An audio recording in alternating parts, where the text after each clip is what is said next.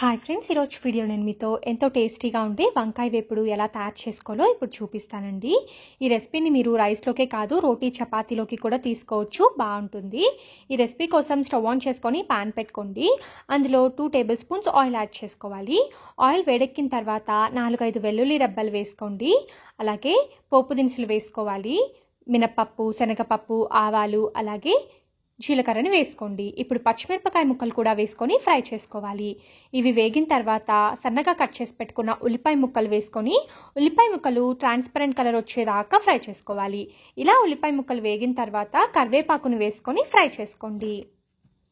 ఇప్పుడు ఇందులో కట్ చేసి పెట్టుకున్న వంకాయ ముక్కల్ని వేసుకొని 1 నిమిషం పాటు మంటని హై ఫ్లేమ్లో పెట్టుకొని కలుపుకుంటూ ఫ్రై చేసుకోవాలి. ఇలా వంకాయ ముక్కల్ని బాగా ఫ్రై చేసుకున్న తర్వాత రుచికి సరిపడినంత ఉప్పుని వేసుకోండి. అలాగే 1/2 టీ స్పూన్ పసుపుని కూడా వేసుకోవాలి. ఇప్పుడు వీటన్నిటిని కూడా మొత్తం ఒకసారి బాగా మిక్స్ చేసేసుకోండి. మనం వంకాయ ముక్కల్లో ముందుగా ఉప్పు వేసుకోకపోతే వంకాయ ముక్కలు బ్లాక్ అయిపోతాయి, అందుకే నేను ఫస్ట్లోనే సాల్ట్ యాడ్ చేసేసుకుంటున్నాను. ఇప్పుడు ఇవన్నీ కూడా బాగా మిక్స్ చేసుకొని మూత పెట్టేసి ఒక 6-7 నిమిషాల పాటు మంటని మీడియం ఫ్లేమ్ పెట్టుకొని కుక్ చేసుకోవాలి. మధ్య మధ్యలో కలుపుతూ ఉండండి. ఒక 6-7 నిమిషాల తర్వాత మూత తెరిచి చూద్దాం. చూడండి, వంకాయ ముక్కలు ఆల్మోస్ట్ 60-70% కుక్ అయిపోయాయి. ఇప్పుడు దీన్ని ఒకసారి బాగా మిక్స్ చేసుకొని మరొక 2-3 నిమిషాల పాటు కుక్ చేసుకోండి.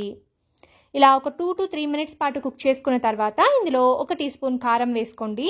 అలాగే 1/2 టీ స్పూన్ ధనియాల పొడి వేసుకోవాలి. కారం చూసుకొని మీ టేస్ట్కి తగినంత యాడ్ చేసుకోండి.